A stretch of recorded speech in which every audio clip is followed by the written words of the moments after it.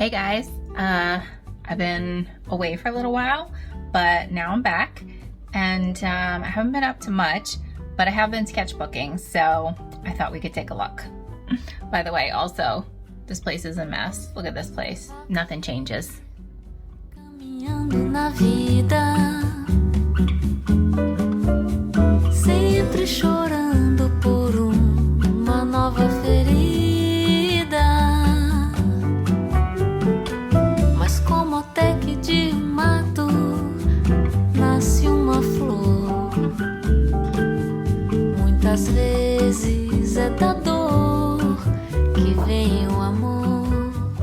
Hey guys, so I've been away for a little bit. I've been doing things, visiting family and doing things like that. April was really busy because in April I had a lot of client work. So I mainly focus on dog portraits, pet portraits. And so most of my work is commission based and client work. And because of that, I can't really share all of the work that I make every day, but I can share the work that I do that's not for work.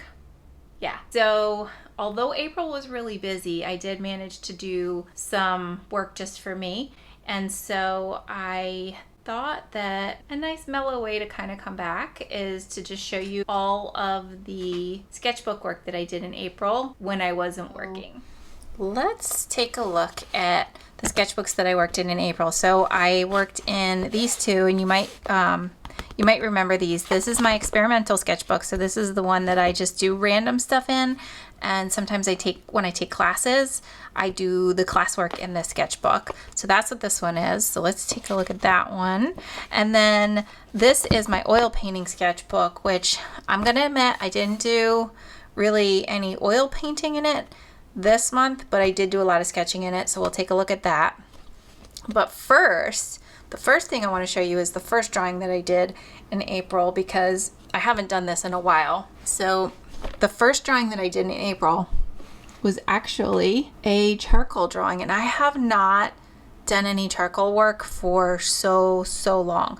But I actually had a charcoal commission in April, and I was feeling really rusty, so I wanted to get some practice in before I took that on, and I was really happy with this one in particular. I love how this one came out, and I mean, it's a Bassett, so how can you go wrong? But I was just really happy with all of the kind of shapes, the contours, all the variety of tones that I was able to get, and just the fact that I was still able to work with charcoal after not having done it for so long, because I don't know, I feel like, I don't know if you guys are like this, but I feel like when you don't do something for a while, it takes a while for it to come back.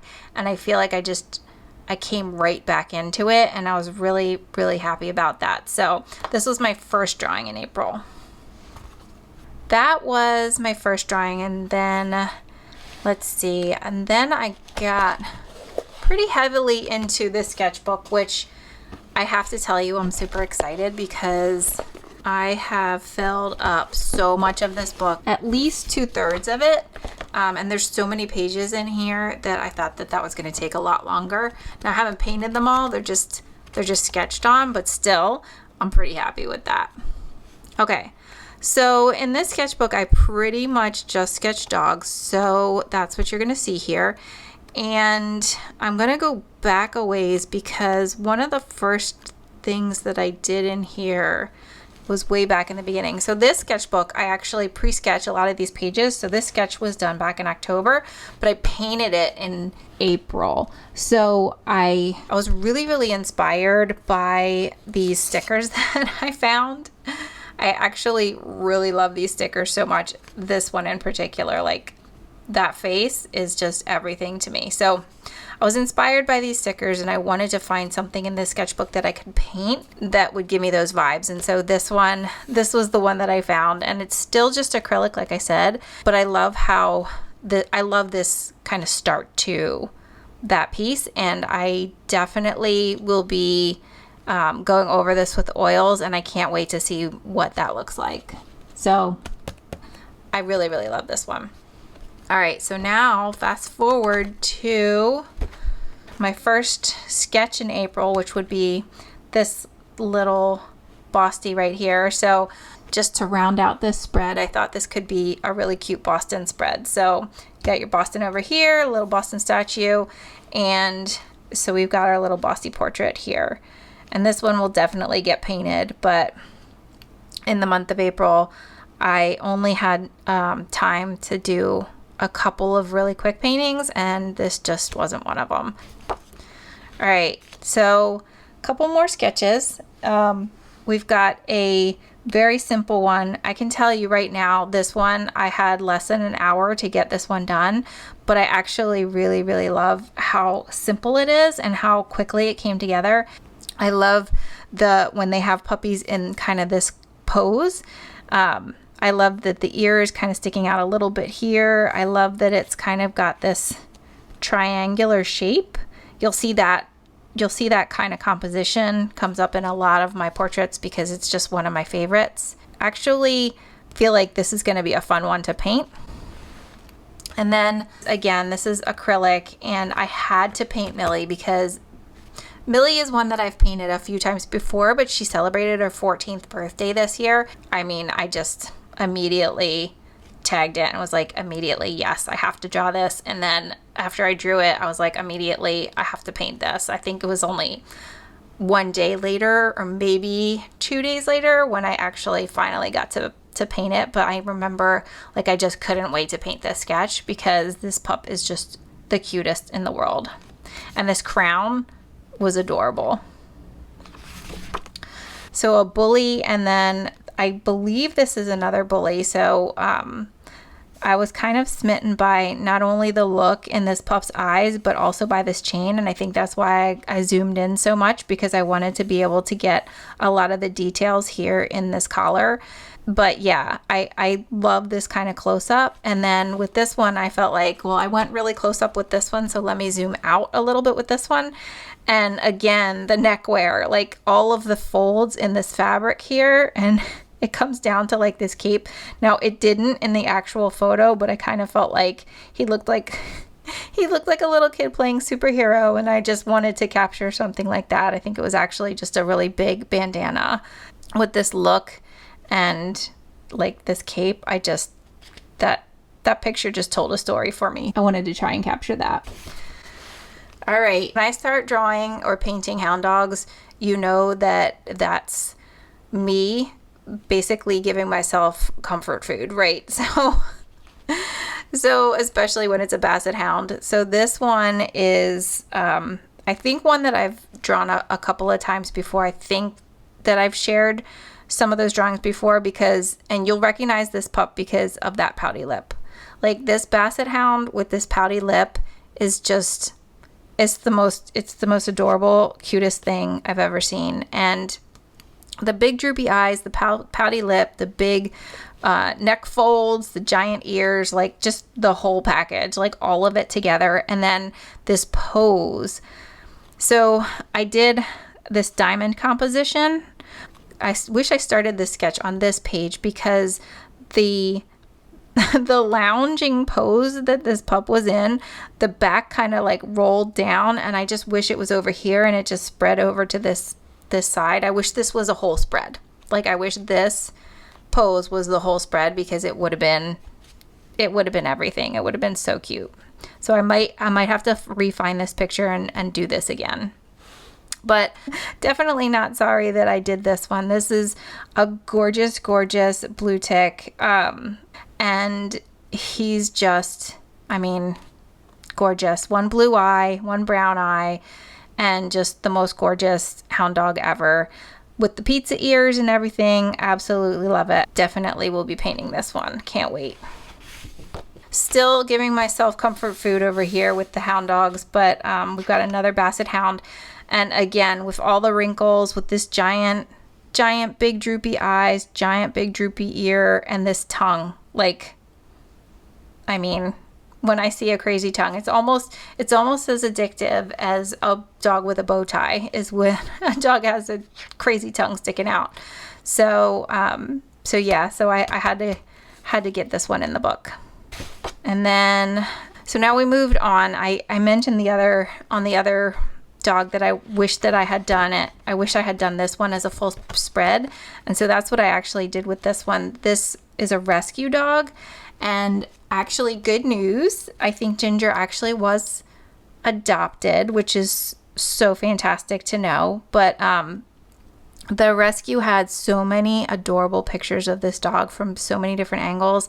And this again, this triangular pose, like just the silhouette, the shape of the dog, I wanted to get as much of that in as I could.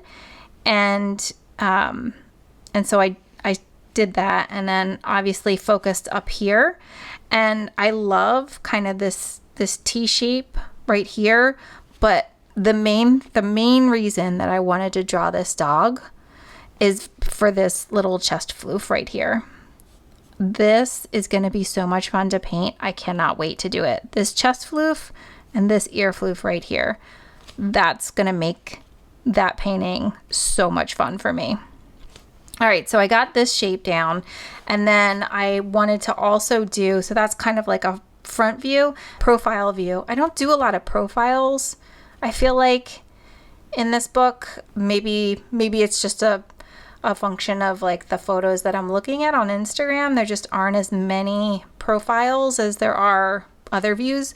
But this profile in particular, I really, really liked because this composition was kind of like an X. Like the composition, the pose of the dog, like the movement of the dog comes up this way, but then with the ear and the nose kind of, they go this way. So you've got this like crisscross, and then the gaze is going that way. So it kind of just brings you straight through it. And then this eye gaze and these ears bring you over to this picture. So kind of all worked out. I'm starting to think about the compositions a little bit more in this book in particular, and I'm really, really like enjoying that thought process. These guys were not ones that I did in April, but I did them in early, like right the first couple of days of May, and so we can take a look at them too. We'll just count them as April. So again, another hound dog. And this one I think is one that I have not drawn before, but I just really, really love this pose. And again, you've got sort of this triangle, but also it kind of curves, it kind of comes up. White of the chest kind of leads you up through the neck, and then the pose comes back out through the nose. So I kind of really like this gesture in this one. And then this little bully over here is kind of doing exactly the opposite. It's like a very, very centered, very straight up and down pose. So you've got this kind of very curving gestural motion, and then you've got this kind of like, it's like a tower, but also it's a bully in a bow tie, and just, I mean, I can't resist that. So I felt like these two kind of made a nice little composition. And that's it for this book. All right, so that brings us to the experimental sketchbook. All right, so really quickly, if you're not familiar with this one, this is where I do just random stuff, and most of that random stuff has to do with classes that I'm taking, like Domestika courses or Skillshare or whatever I happen to find online. So this was a botanical sketching, a meditative approach, and I've taken this one a couple of times because I really, really like it, and I definitely recommend it. If you've taken classes on Domestika, if you have a subscription, go and take this class, because I just loved it. Even if you are not a botanical sketching person, like I'm definitely not somebody who sketches plants a lot, but I'm starting to do it more because of this class. I mentioned that I took this class before, but the funny thing is I never started at the beginning. Like, I'm one of those people that likes to skip to the good part. I don't like to sit through the materials and all that and the inspiration and all that other stuff. Like, I want to get to the good part. I want to get to the lesson. I want to get to the final project. So this was actually one of the lessons before the final project that I had skipped a couple of times before. So I went back and I did it, and it was specifically sketching succulent plants, and specifically with a pen. So no pencil first, it's just going straight in with pen.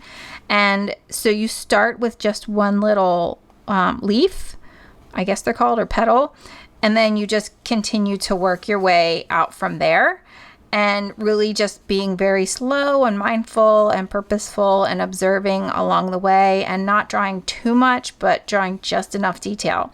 And I actually started right here. You can see, you could probably see how unsure I was of my line work as I started, but I started here and then I moved on to this one. And then by the time I got here, like this was the third part of the plant that I sketched, I was starting to feel really, really good about this process. Like here, I was very unsure.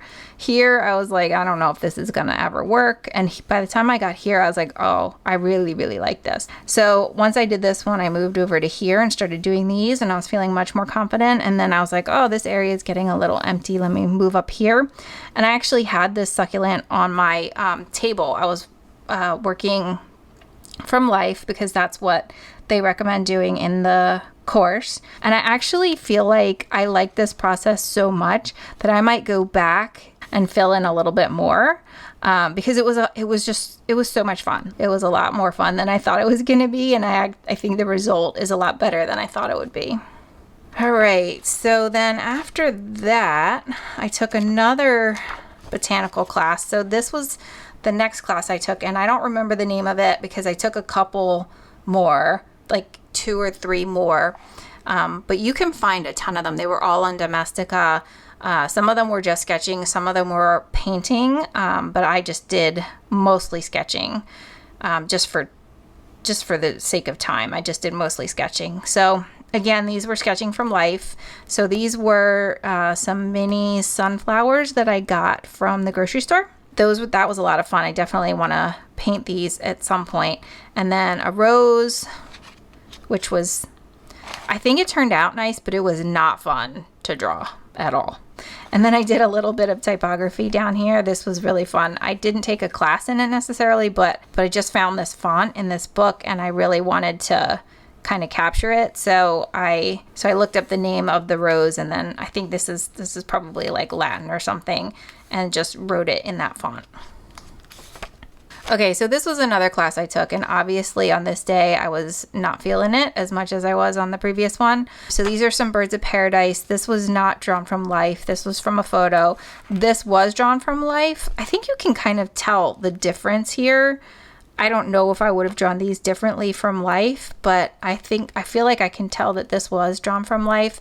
What's funny is that these lilies were kind of dying, and so the ends were like curling up on themselves and looking kind of gross. At this point, I had drawn a couple of pages of flowers and I was feeling pretty confident, and then I got to this and I think it turned out okay, but I had so much trouble with it. I mean, that was hard. This one was really, really hard.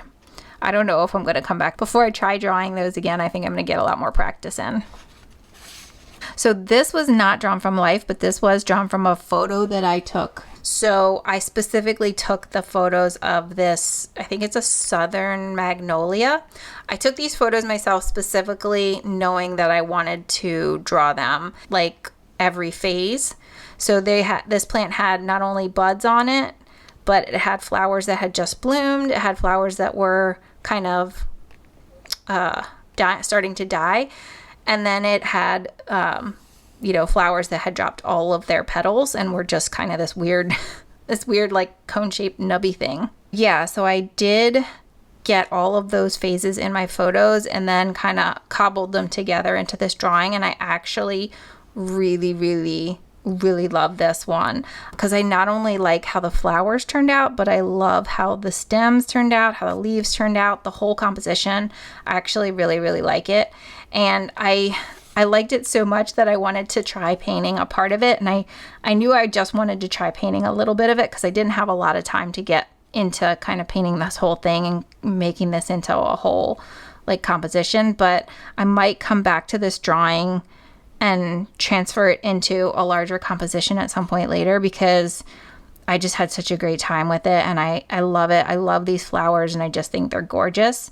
I especially love how the leaves are like green on one side and then they're like a burgundy color on the back, and they have these ruffly edges and ripples in them. They're just gorgeous. And so like every part of this plant is gorgeous. Even the insides of the, I don't know what those are, like the stamen or whatever, the inside part of the buds is like, it's just, the whole thing is just gorgeous. It's really, really cool. That's all for this book. So that's all that I got up to in April. That's everything that I drew or painted in April that wasn't that wasn't for work. That was just for me. Okay guys, that's all I have.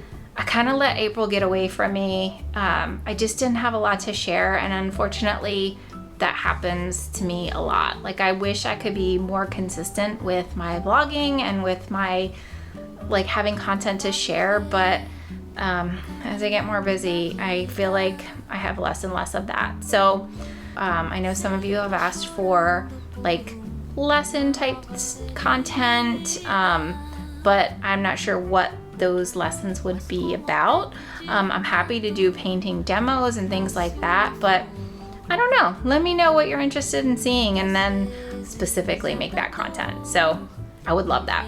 All right, guys, so that's all I got. Like and subscribe if you want to see more. Let me know in the comments what you want to see. And yeah, I'll see you soon.